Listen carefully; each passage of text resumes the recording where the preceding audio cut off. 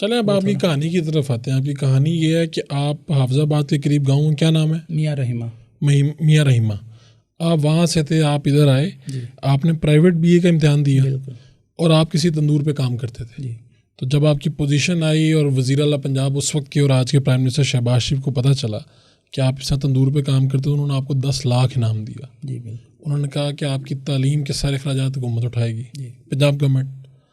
انہوں نے کہا چلیں آپ یورپ چلیں, آپ انگلینڈ چلیں, آپ یہ گھر لے لیں. انیشیٹو تھا میاں صاحب کا, یہ سارا کچھ شہباز شریف صاحب کا انیشیٹو تھا. تو اب آپ کے گھر والوں نے یا میاں رحیمہ کے جو لوگ تھے ان سب نے تو کہا کہ زندگی بدل گئی جناب, محسن کمال ہو گیا. ٹو سم ایکسٹینٹ بدلی بھی ہے, اس میں دیکھا بھی جائے. تو جب آپ باہر جاتے تھے یورپ اور انگلینڈ, جب آپ گئے سارے اسکالرشپ پہ وہ بچے گئے نا, یعنی گورنمنٹ نے اسپانسر کیا, تو وہاں پہ گئے تو کیا احساسات تھے اس گاؤں سے نکل کے؟ وہ تو میرے لیے میں سمجھتا ہوں ناقابل بیاں ہے. میں نہیں کیونکہ ایک گاؤں میں رہتے ہوئے آپ اچانک لنڈن میں پہنچ جائیں تو میرے تو اکثر ابھی بھی جسم جو ہے نا وہ رونگٹے کھڑے ہو جاتے ہیں. جب آپ پہلی مرتبہ اترے وہاں پہ جی بالکل, اور دیکھا آپ نے ایک نئی دنیا, تو کیا سوچا اور کیا تھا معاملہ کہ یعنی مستقبل کے کیا خواب ہو گئے پھر آپ؟ مستقبل یہی تھا کہ انشاءاللہ ہم ادھر پڑھیں گے, جو ہمیں کہا بھی گیا کہ آپ پڑھیں گے اور آپ کو ہم جتنا بھی فنڈ ہے وہ کریں گے, آپ جہاں پہ پڑھنا چاہیں وہ پڑھیں گے. تو ہمیں بے شمار خواب دیکھے, بہت ساری حسرتیں اور امیدیں بھی ہم نے دیکھی.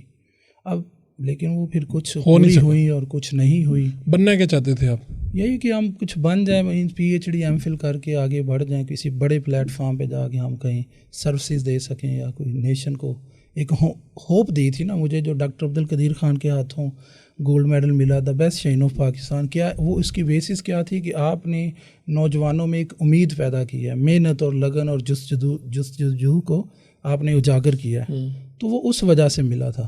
تو وہ لوگ میری طرف بھی دیکھتے تھے پھر, اور جب میں بھی ان کی طرح عام آدمی یا عام ہی زندگی گزار رہا تھا تو وہ پھر اس وجہ سے بھی نالاں ہوتے تھے. میرے بے شمار دوست ہیں جو نالاں ہوتے ہیں, ابھی بھی ناراض ہوتے ہیں کہ آپ جو آپ کو کرنا چاہیے وہ آپ نے کیا نہیں. تو اس طرح بھی ہوا کہ آپ کے اس وقت بہت زیادہ دوست بن گئے ہوں جی جب آپ لائم لائٹ میں آئے, اور اس کے بعد جب واپس عام زندگی میں آئے تو لوگوں نے کہا یار فارغ ہے, یہ فارغ ہے. بالکل, میں روز یہ کریٹیسزم فیس کرتا تھا اور میں ہو بھی گیا تھا, اگر دیکھا جائے تو میں سمجھتا بھی تھا کہ میں نے فری. 12 سے 24 تک آپ کو MPhil کمپلیٹ نہیں کر پا رہے, آپ کہہ رہے ہیں کہ اچھا پھر آپ کو نفسیاتی مسائل کا بھی سامنا کرنا پڑا. بالکل. وہ کس بنیاد پہ, یعنی گھریلو مسائل ہوئے اور ہوئے؟ اس میں ہر طرح کے تھے, فائنینشیل تھے, فیملی کے تھے اور گھریلو. جب اتنا کچھ کیا تو والدین کی ایکسپیکٹیشنز تھی, پیچھے ایک لمبی چوڑی فیملی تھی, اس کی ایکسپیکٹیشنز تھی. ان کو تو یہ تھا کہ اب یہ ہماری بھی ساری قسمت بدل دے گا, اور وہ نہ بدلنے میں بھی وہ پھر ہر چیز کا بلیم مجھ پہ آتا تھا, اور جس کی وجہ سے وہ سائیکولوجیکل ڈپریشن, انگزائٹی, میں سمجھتا ہوں کہ انسومنیا. کیسے نکلے پھر اس میں؟ It took almost 3 to 4 years. اور پھر آپ نے جابس کون اور اس میں پھر میں سمجھتا ہوں کہ جو سب سے بڑا رول تھا وہ یوفون کا تھا. کیا یوفون والوں کا؟ کیسے؟ کیونکہ انہوں نے میرے ساتھ کانٹریکٹ کر لیا, ایز اے یوفون ایمبیسڈر بن گیا, تو وہ میرا ایک تھوڑا سا فائنینشیل جو تھا وہ سسٹیننس یا مجھے وہ ایک اسسٹنس وہاں سے سیلری کی صورت میں آتی رہی. تو اسی بیسس پہ پھر میں نے آگے, جب آپ نے انٹرویو کیا تھا, آپ نے دیکھا تھا, تو اس میں پھر یہ میرا. تو یعنی آپ کہہ رہے ہیں کہ مجھے واپس لانے میں ان کا رول ہے؟ یس, کہ اگر وہ آپ کو نہ دے رہے ہوتے یہ اسسٹنس اس طرح سے تو شاید میں بھی انہی کی طرح ایاز احمد ہوتا, نعیم ہوتا اور کچھ ہوتا. باقی ان لوگوں کا کیا حال ہے, یہ ایاز احمد اور ان لوگوں کا جنہوں نے پوزیشنز لیں, کیا حالات ہیں اب؟ مطلب وہ کام کر رہے ہیں, لیکن جو فیز تھا انگزائٹی, ڈپریشن, سب نے دیکھا, نا امیدیوں کا. یہ سبھی پوزیشن ہولڈر دیکھتے ہیں. اور بھی ہیں, اور بھی بے شمار مثالیں, میں یہاں پہ مینشن نہیں کروں گا, ایسے ہی کہیں وہ کیا. چلے حالات بتا دیں, نام نہ بتائیں. حالات یہی تھے کہ وہ اپنے انہوں نے زندگی میں جتنی بھی خزائیں ہیں, دھوپ ہیں, وہ پہلے سے شاید زیادہ آپ دیکھی ہوں اور دیکھ بھی رہے ہیں. تو موسم میں سمجھا نہیں, یعنی میں کنفیوز ہوں کہ آپ 2012 سے پہلے کے حالات پہ خوش تھے یا آج کے حالات پہ خوش ہیں؟ جو اب ہیں, اب تو میں ٹھیک ہوں, اب اللہ کا شکر ادا. چلیں درمیان والے فیز کی بات کرتے ہیں, 12 سے مشکل تھے. 20 تک. وجہ یہ تھی کہ جو گاؤں میں تھے نا, ہمیں زور لگانا, محنت کرنا آتا تھا, ہم نے محنت کی, زور لگایا, نکل گئے.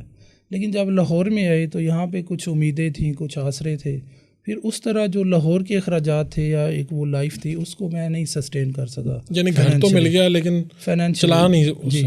تو پھر ایجوکیشن, اس سے زیادہ پھر والدین اور ذمہ داریاں جو بہن بھائیوں کی ایکسپیکٹیشنس تھیں, ان کسی پہ بھی میں نہیں پورا اتر سکا, اور شاید سوسائٹی کی بھی ایکسپیکٹیشنز میں پورا, ایون اپنے ٹیچرز کی ایکسپیکٹیشنز پہ بھی پورا نہیں اتر سکا. نہیں, کیا ٹیچر نے کیا ایکسپیکٹ کہ ان کو یہ تھا کہ ابھی تک اب دیکھیں, ابھی میں نے پچھلے دنوں اپنے ایک ٹیچر سے رابطہ کیا تو ان کا اگلا میسیج یہی تھا کہ I hope you have done your PhD.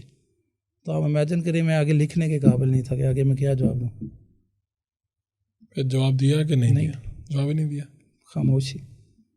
تو اسی طرح بہت سے پرانے لوگ آپ سے رابطہ کرتے ہوں گے کہ آپ جی میرے پتہ نہیں کہاں پہ ہوں گے, بالکل وہ سوچتے ہوں گے کہ آپ پتہ نہیں کس جگہ. جو ابھی موجودہ دور کے نوجوان ہیں وہ سارے رابطہ کرتے کیا کہتے ہیں کہ ہمارے لیے کچھ کریں, ہمارے لیے کچھ بولیں, کچھ پلیٹ فارم کچھ ہمیں ایسا بنائیں, پرووائڈ کریں جہاں پہ ہم کچھ آپ کہتے ہیں, آپ وہ لوگ کہتے ہیں امید کی بات کریں. جی تو پھر اب ابھی فیصل آباد سے آج ایک نوجوان لڑکا ہے عبدالوہاب, میں اس کو نہیں جانتا زیادہ, لیکن اس نے مجھے پیغام دیا ہے کہ سر آپ کوئی امید کی بات کریں, کوئی نوجوانوں کو امید دیں. ملک چھوڑ رہے ہیں, تو آپ کیا سوچتے ہیں؟ ملک چھوڑ رہے ہیں, بیسک ایمینٹیز انکریز ہو چکی ہیں, بجلی کے بل اخراجات اتنے ہیں کہ ہم پڑھائی کو نہیں کر پاتے. کچھ اسٹوڈنٹس بھی ایسے ہیں جو روز یہی کہتے ہیں ہمارے کالج. آپ کے پاس کیا جواب ہے اس کا؟ میرے پاس اب وہ خود جب دیکھتے ہیں کہ یہ بھی ہماری طرح ہی ہے تو پھر وہ ہم سے کیا. اب آپ MAU کالج میں بطور لیکچرر وہاں پہ پڑھا رہے ہیں, انگلش ہی پڑھا رہے ہیں؟ جی انگلش پڑھا رہے ہیں. تو اب آپ کے جو کلاس کے لوگ ہیں, یہ جو بچے آتے ہوں گے, تو پہلے تو آپ کی دھوم جاتی ہوگی ان تک. بالکل کہ جی یہ وہ ہیں, اور پھر وہ اگلی باتیں کیا کر پوچھتے ہیں؟ اب یہ باتیں تو ظاہر ہے اسٹوڈنٹ ہیں, ٹین ایجر ہیں, ان سے باتیں نہیں کی جاتی, لیکن ان کو ایک اچھا خاصا نہیں, وہ سب کو یہی ہوگا نا, پوزیشن لینے کا طریقہ بتائیں گے. جی بالکل, ان کو تو خود لی ہوئی ہے انہوں نے, محنت کرنے کا بتاتے ہیں, لکھنے کا سکھاتے ہیں, اور کوشش کرتے ہیں کہ وہ اپنے حالات اور ان حالات کو لڑنا سیکھیں.